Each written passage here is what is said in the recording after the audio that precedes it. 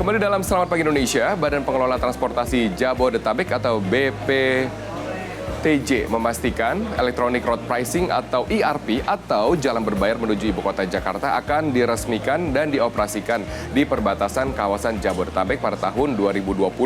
ERP akan diterapkan di jalan nasional di perbatasan Jakarta dengan tingkat kepadatan yang tinggi, yaitu di sekitar Margonda Depok, Kalimalang, dan juga Bekasi.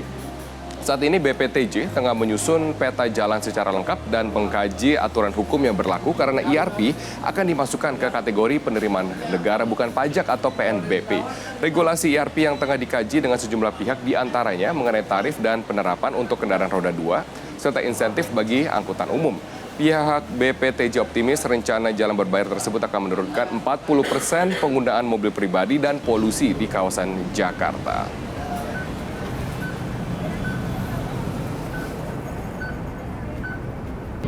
Ya, berbagai cara sudah diterapkan untuk mengurangi kemacetan di Jakarta dan sekitarnya. Dari sistem ganjil genap hingga saat ini adalah muncul wacana dan juga akan segera diimplementasikan aturan Electronic Road Pricing atau ERP atau jalan berbayar yang akan diberlakukan di tahun 2020.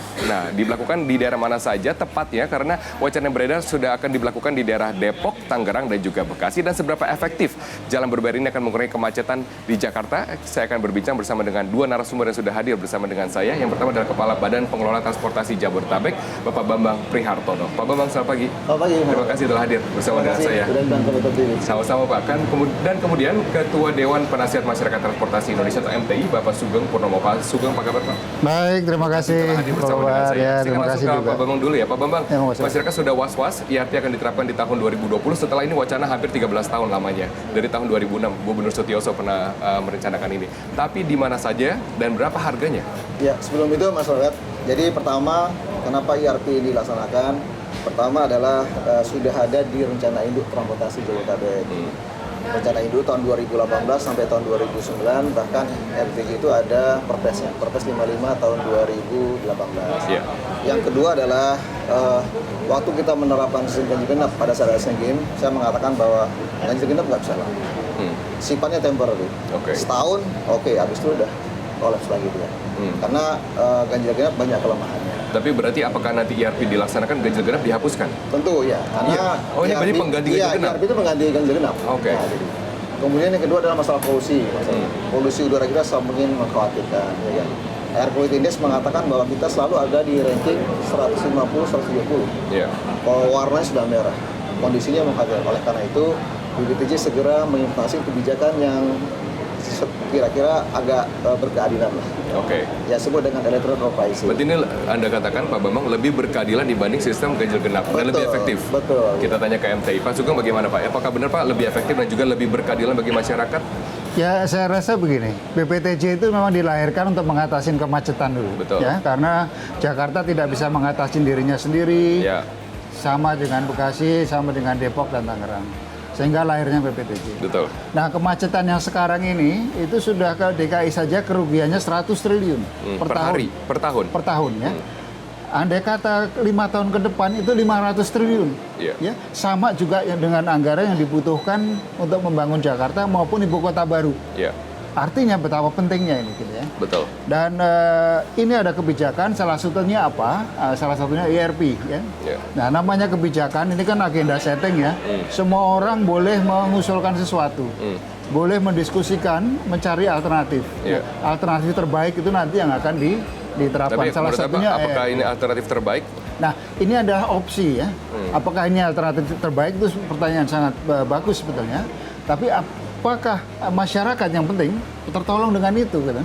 Apakah ini yang dibutuhkan oleh masyarakat? Nah, ini diskusi ini harus terus berjalan, harus digulirkan terus sehingga bisa pada titik tertentu mencari jalan yang Berarti terbaik. Pak Sugeng mesti diyakinkan nih Pak dengan data-data mungkin Ya. seberapa efektif nanti ERP ini akan mengurangi kemacetan, polusi dan juga kerugian dari kemacetan.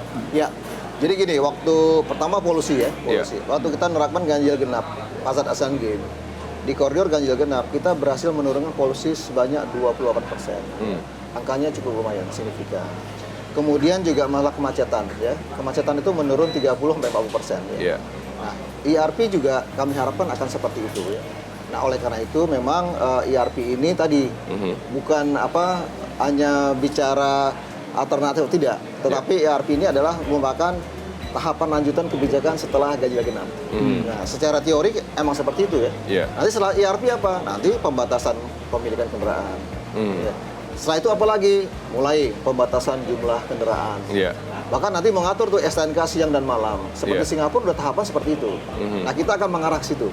Seperti yang dilakukan oleh Singapura. Berarti ini ada next step dari ganjil genap. Berarti apakah pada saat, kapan Pak tahun 2020 IRP akan diimplementasikan? Nah, jadi gini, di IRP ini kan kami bekerja di ruas jalan nasional, pemerintah pusat. Kalau pemerintah daerah, provinsi di jalannya provinsi atau kabupaten. Nah, IRP itu ada 3 ring rencana kita. Ring 1 di Sudirman Tamrin, ring 2 perluasan ganjil genap sekarang, kemudian ring 3 di perbatasan. Nah, kami bekerja di perbatasan karena di jalan nasional kan. Nah, jalan nasional memang belum ada regulasinya. Yang ada di jalan provinsi kabupaten, yaitu retribusi ya. Kalau retribusi kewenangan daerah. Kami di jalan nasional, makanya nanti kami akan menerapkan namanya PNBP, penerimaan negara bukan pajak. Nah, kami sedang lagi menyusun regulasinya. Kalau menurut waktu lamanya ganjil genap bisa dipertahankan, itu tidak lebih dari setahun kan? Kita mulai kan Desember tahun 2014. Tahun ini udah harus berakhir nih. Tahun depan harus sudah mulai kebijakannya. Tahun depan awal tahun? Iya. Awal tahun kan mestinya sudah mulai kebijakan baru. Kemudian yang kedua menurut rencana induk. Nah, kami punya timeline. Timeline-nya juga tahun 2020. Jadi memang pas di tahun 2020. Tapi kami masih punya waktu sosialisasi. Kemudian yang kedua adalah regulasinya. Betul, dalam waktu kurang dari 2 bulan. Sampai dengan awal tahun 2020 kan gitu kan? Kan bisa dari Januari sampai Desember, Mas Jole. Oh gitu, jadi tidak. Kalau menurut Pak Sugeng, apakah ini terburu-buru sosialisasinya? Apakah cukup waktunya untuk mempersiapkan regulasi, Pak Sugeng? Tapi ditahan dulu Pak Sugeng ya. Saya harus break dulu. Kami akan segera kembali setelah jeda komersial. Tetaplah bersama kami. Ya langsung saja Pak Sugeng, apakah sosialisasi dan pembuatan regulasi cukup waktunya dalam waktu 2 bulan ini? Inilah sebetulnya proses agenda setting. Agenda setting itu ya tentunya melihat fenomenanya apa ya, kemudian didiskusikan dengan berbagai pihak. Karena yang terlibat di sini banyak pihak nih. Ada pemerintah pusat, ada pemerintah provinsi, ada pemerintah daerah. Artinya apa? Diskusi ini akan makan waktu saya kira. Berapa lama? Tidak akan sesingkat ini. Saya kira minimal 6 bulan. Minimal 6 bulan? Minimal 6 bulan. Sehingga betul-betul nanti matang ditemukan suatu solusi. Tapi memang kalau memang itu mau diterapkan, itu harus dipersiapkan alternatifnya gitu ya. Alternatifnya begini, seumpama ini betul-betul di ERP kemudian masyarakat tidak mampu lagi dalam tanda kutip ya, itu harus ada alternatifnya. Diberikan katakanlah angkutan umum yang baik. Di drop saja bus dalam tanda kutip sebanyak-banyaknya. Pemerintah bisa ngomong, saya udah siapkan loh angkutan umum. Anda harus ngikutin aturan. Betul, Anda punya pilihan kan seperti itu. Ada tidak rencana seperti itu Pak, menambah jumlah angkutan umum? Ya, jadi saya tambah juga, kita tidak hanya berkoordinasi dengan antara pemerintah pusat dan pemerintah daerah, tapi juga di antara pemerintah pusat. Misalnya dengan Kementerian Keuangan, ya kan? Kenapa? Karena nanti dana yang kita peroleh ini mau kita kembalikan ke pelayanan angkutan umum. Jadi kita earmark. Maka itu kita juga diskusi intens dengan Kementerian Keuangan. Nah kemudian, Mas Robert saya sampaikan juga adalah rute-rute yang nanti mau kita terapkan ERP adalah rute yang memang sudah ada angkutan umumnya. Kemudian yang kedua adalah angkutan umumnya akan kita beri subsidi. Subsidi? By service, by the service ya, by pelayanan. Oleh karena itu nanti tarifnya menjadi lebih murah. Dibandingkan kendaraan pribadi? Dibandingkan dengan pribadi apalagi jauh lagi. Dibandingkan angkutan umum yang lainnya, itu dia akan lebih murah. Karena dia disubsidi tiketnya. Ini yang tugasnya pemerintah bahwa tidak hanya membatasi atau mengatur, tapi juga kita memberi pilihan yang terbaik. Tapi jumlah angkutan umum Pak, pada saat orang kemudian harus memilih dan juga memilih untuk menaiki angkutan umum, apakah jumlahnya sekarang memadai? Ya, jadi gini, kembali ke jumlah armada, memang nanti kita lihat, ya kan? Kalau memang penumpangnya meningkat, armada sudah siap untuk menambahnya. Tapi yang paling penting tadi subsidi tadi, subsidi angkutan umum. Nah, jadi untuk rute di Margonda nanti, di Daan Mogot, itu ada subsidi layanan angkutan umum. Sehingga masyarakat begitu berpindah terasa manfaatnya. Kalau tarif bagaimana Pak? Berapa yang wajar? Karena masyarakat Indonesia atau Jakarta juga punya jalan tol lagi yang menjadi saingan ERP. Saya kira kalau persoalan tarif jalan tol itu pakai investasi, ya itu pun tarifnya sekitar 1.000 per kilometer. Mestinya yang ini tanpa investasi dalam tanda kutip tidak jalan tol, tidak semahal jalan tol. Anggapan saya kira-kira 25% atau 250 rupiah per kilometer ini masih hanya grab from the air gitu aja. Tapi harus lebih murah dari jalan tol. Tapi kan investasi aja juga ada kan untuk membuat gate, menerapkan sistem untuk menembak ke mobil atau kendaraan pribadi. Ini memang benar Pak, investasi ini jauh lebih kecil? Ya, nanti kita pembiayaannya melalui pola KPBU. Kerjasama pemerintah badan usaha. Nanti swasta yang semua mengadakan itu. Oke. Jadi tidak menggunakan dana APBN. Oke, jadi kira-kira bisakah jauh lebih murah dibanding jalan tol? Oh jauh dong Pak, jauh. Iya. Kan itu cuma hal sederhana saja ya. Iya. Kalau jalan tol kan investasinya luar biasa. Per kilometernya bisa ratusan miliar ya. Kalau ini tidak kan. Dan bagaimana cara penerapan harga? Memang mengenai harga, kami belum bahas, Iya. karena lagi berproses ya, lagi berproses. Tapi benar dikatakan oleh Pak Ipung tadi bahwa memang ya tidak semahal di jalan tol kan. Iya. Investasinya kan tol mahal sekali. Tetapi yang penting adalah bahwa kalau di nanti IRP tarifnya progresif, di jalan tol juga harus progresif. Ya. Kalau nggak nanti orang pindah ke jalan tol kan. Di jalan tol juga harus progresif. Sama jadi. Artinya apa? Kalau kondisi jalan makin macet, dia tarifnya akan makin mahal. Ya. Berarti dua-duanya semakin mahal? Iya, betul. Berarti jalan tol bisa progresif nanti tarifnya? Bisa dong, bisa. Jadi harus sama. Makanya itu nanti kita harus sinergi dengan Badan Pengatur Jalan Tol. Ya kan? Oke. Kalau nggak nanti orang pindah ke jalan tol. Betul. Tidak ada penyelesaian akhirnya gitu kan. Akhirnya di jalan tol nanti jadi tempat parkir kan. Iya. Nah sekarang aja orang di jalan tol macetnya nggak komplain kan. Iya. Nah, Betul. ini kan bahaya nanti kan. Iya. Jadi tidak terkena sasarannya. Maka harus bareng-bareng nanti gitu. Berarti ini mengubah kebiasaan masyarakat ya Pak ya? Merubah Secara lifestyle. besar ya? Betul, betul. Merubah kebiasaan masyarakat. Terus sepeda motor apakah kena?